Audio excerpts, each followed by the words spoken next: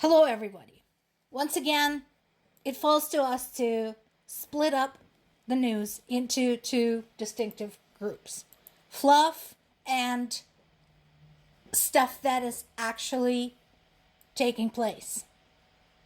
So, let's start with this headline in today's installment of Guardian's summary on Ukraine. What's going on? U.S. reportedly mulling further sanctions on Russia that could hit banking center. That is fluff. Look at how this is formulated. Reportedly. According to whom? Who is reporting this? Who said that? Right? And then mulling. Mulling is something that has been specifically invented to emphasize uncertainty. So that is what this means. They're maybe kind of sort of thinking about it, possibly. Yeah. But we don't actually know what is going on. There's no certainty. There's no guarantee of any kind. Just meh. You know, they're mulling it over. So this is fluff. Now, would it be nice if this actually happened? Absolutely. We need more sanctions against Russia. I've been saying that for ages. Folks, stop playing footsie with Russia. Stop pretending like, we could save the country. Not gonna happen. I'm sorry to say, but no. But you can do something to isolate Russia economically, politically, make it very clear that it is no longer welcome to play in the international sandbox.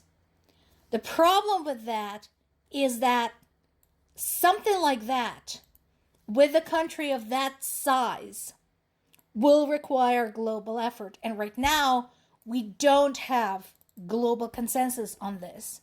Because, as we said yesterday, there are still powerful countries, China, Iran, India, supporting Russia, and some less powerful ones like North Korea, who is a factor out of sheer spite.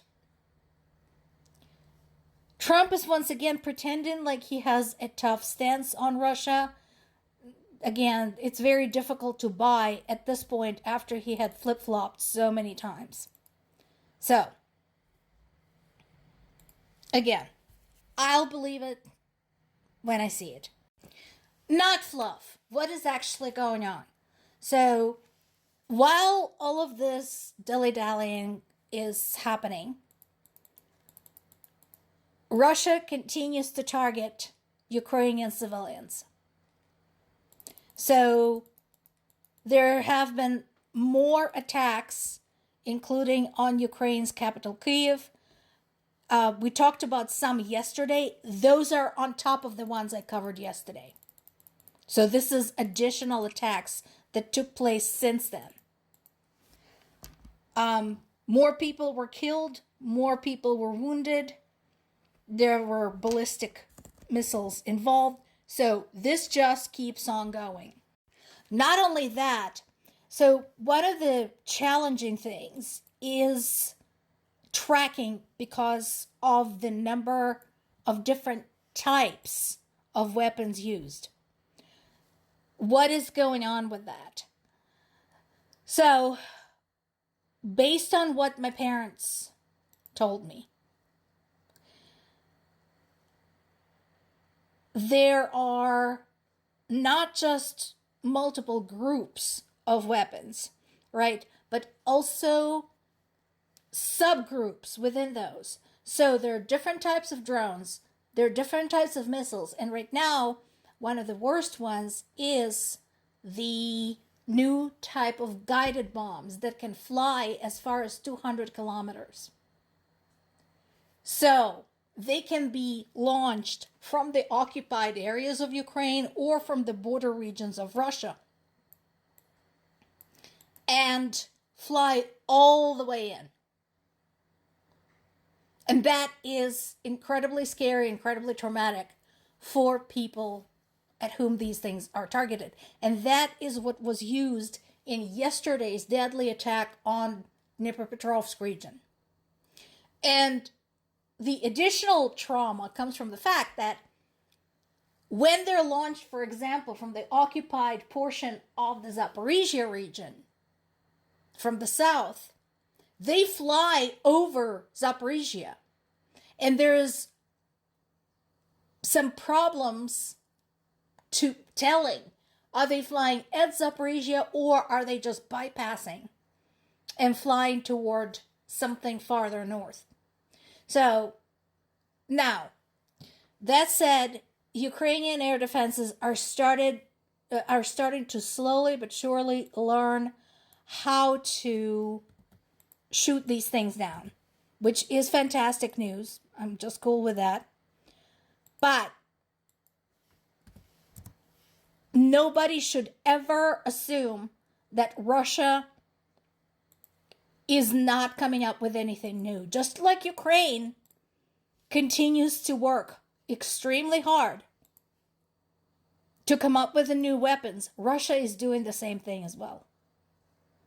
So this continues to be a risk. This continues to be a danger. Now, what this does is emphasize that talking to Russia, trying to pursue diplomatic solutions with Russia is not possible under the current government.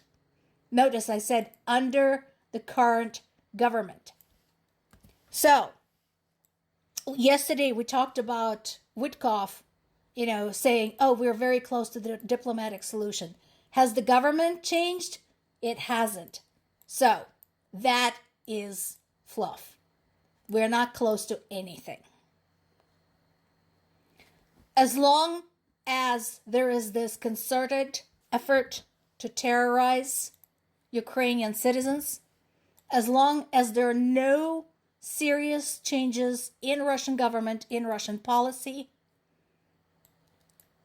there is no reason to insist that any kind of diplomatic solution is near for this war.